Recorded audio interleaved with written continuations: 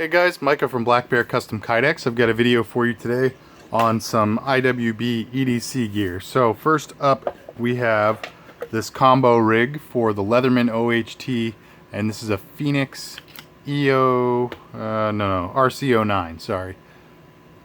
Fenix RC09. This is a little compact light, very comparable to, if you guys are familiar with the Olight S1R baton, very comparable. Alright, so this is a funky light in terms of the shape for making a holster for it, because as you can see, the only position for the pocket clip is to be oriented lens down, but that means that this fatter end is going to go into the sheath. So the bezel itself and the shaft itself, I believe, are the same diameter, but this little flare here makes for a little bit of a trick. So the overall holster has to be as wide as this part here, which means the rest of it's not necessarily going to be stabilized. So the pocket clip kind of helps to mitigate any kind of rattling, but that also means that it's going to be kind of loose in there. So I've got it to a point where if you really shook it hard upside down, you'd probably have it fall out on you, but it's going to be IWB, which also means you're going to have the benefit of the compression of your belt and your body squeezing this all together. So I think you're going to have sufficient retention with it. The other thing is, because I can't mold around the light itself for the width issues, because it doesn't, obviously the fattest part is much shorter than the length of the actual holster. So because of that, it's actually not perfectly round, which means that depending on how you put it in, you might find some spots that are a little easier to draw than others. How I'm finding it right now is, personally, I like to keep the pocket clip on the opposite side of the actual button. Just that's my own personal feeling on it. That's how I'm most comfortable using it. So I would put the pocket clip opposite the button and then turn it so that the pocket clip is slipping right down behind the IWB clip. And that seems to be a spot that grabs just a little bit.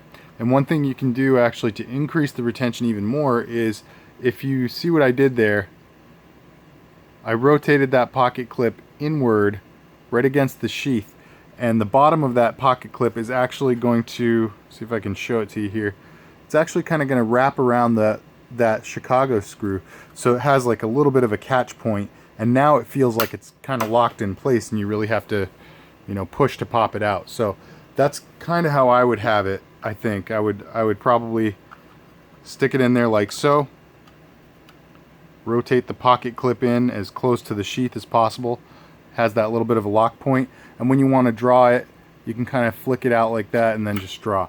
The other possibility here is, it is going to be an IWB holster that you're looking at here, this whole thing, so maybe you want to have the pocket clip somewhere where you can actually engage it.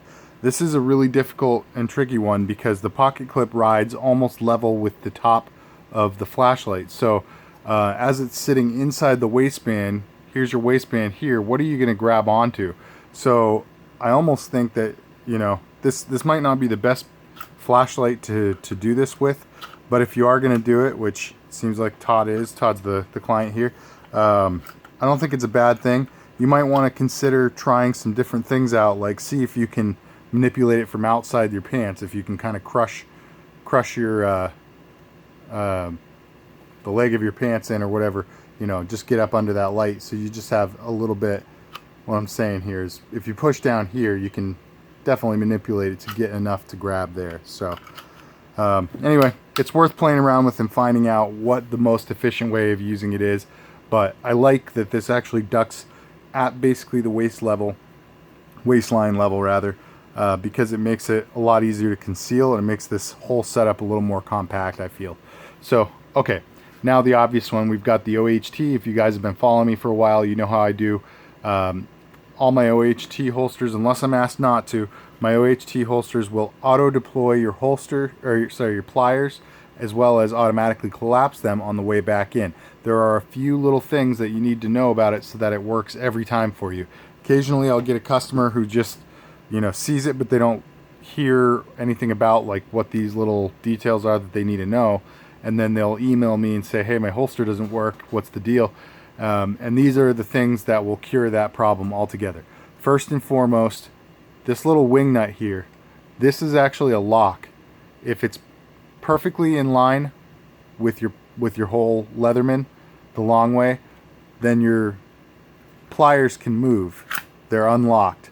However, if you turn this, so you can only turn it when the pliers are collapsed.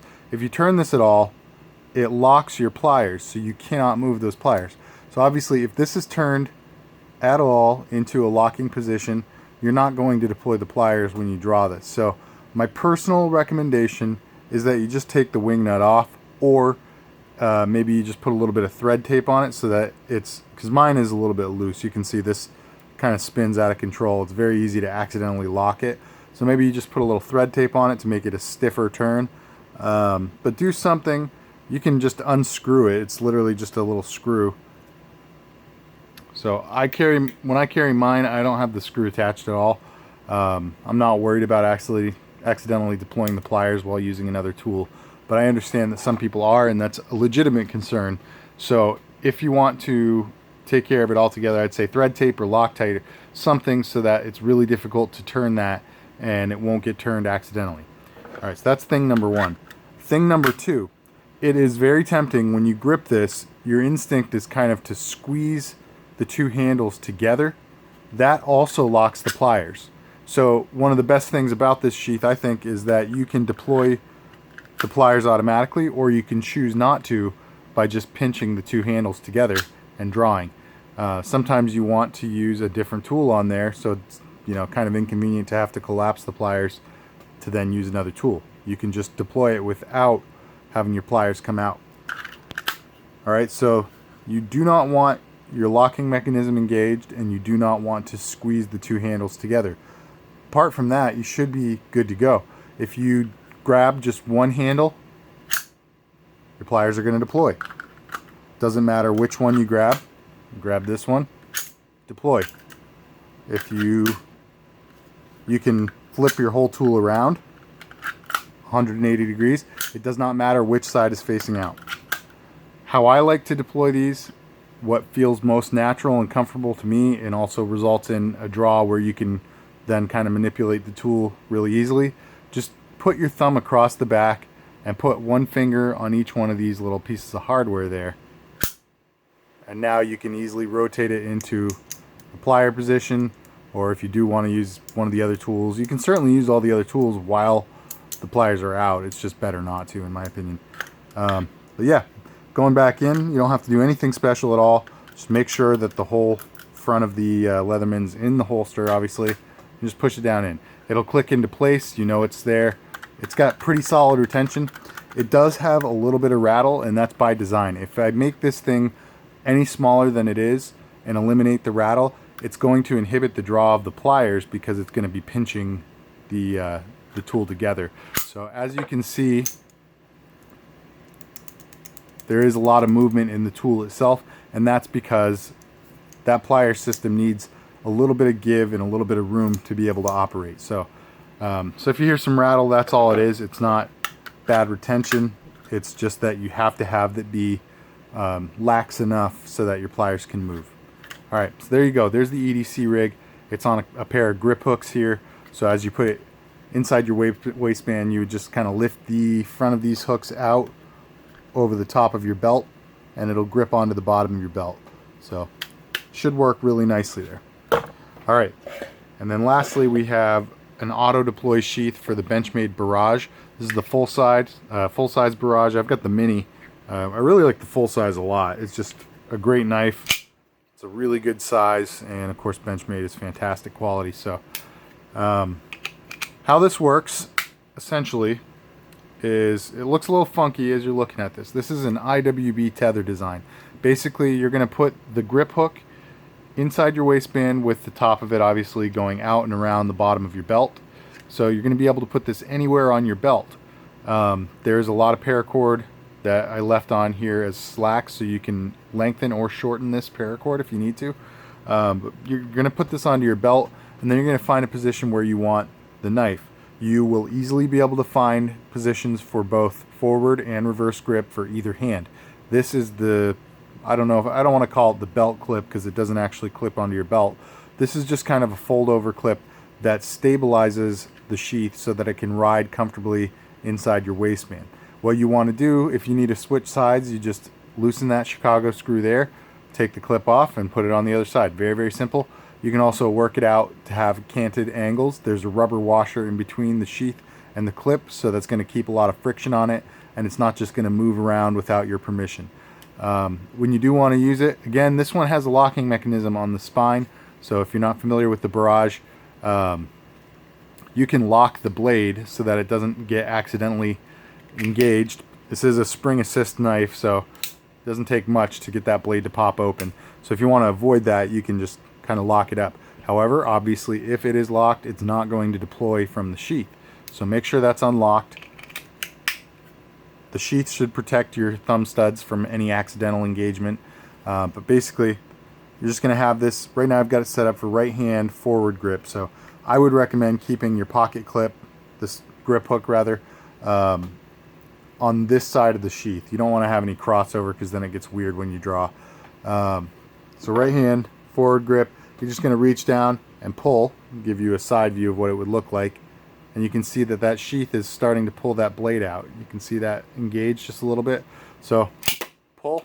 The spring assist is going to do most of the work in this case, but this does work on knives that don't have spring assist. As long as you've got an opening hole or a thumb stud, I can make a sheath that will work with your blade. So you guys have probably seen my PM2 sheaths. They're the most popular ones that I do for folders. So that's a good example of a non-spring assist. But you can also obviously do this in reverse grip. I really like auto deploy sheaths in reverse grip because your hand is already in the position of use for the knife. You don't have to readjust your grip to be able to use it. Whereas forward grip, you're going to be gripping it down here when the blade opens, and then you'll have to shift your hand up, which can be done really efficient and really quickly. But reverse grip, all you have to do is deploy and close your hand. So a little more efficient. Alright guys, that is all I've got for you. I know it was a little bit long and drawn out. I just really wanted to explain some of the things, especially because the OHT sheath has been my top seller over the last 6 months. And a lot of people are ordering it on the website right now. I usually have some in stock on my website directly, ships within 24 to 48 hours. So if you do just want a Leatherman OHT, typically it's going to come on a tech lock, but OHT holster on a tech lock, you can just go to my website and snag one like that. Let me know in the comments when you check out whether or not you want the logo added. It doesn't cost anything. I just forego adding it in advance because a lot of law enforcement and military have been buying, and they're not necessarily allowed to have a logo on it depending on their unit or department or precinct rules. So alright, that's all I got for you guys. Let me know what you think of this stuff. Let me know what you think of the OHT, the Fenix, what is this thing in? RC09, and of course the Benchmade Barrage. Tell me what you think of the holsters and the sheaths here. And as always, like, share, comment, subscribe, and thanks for sticking around. Tune in for the next one. God bless.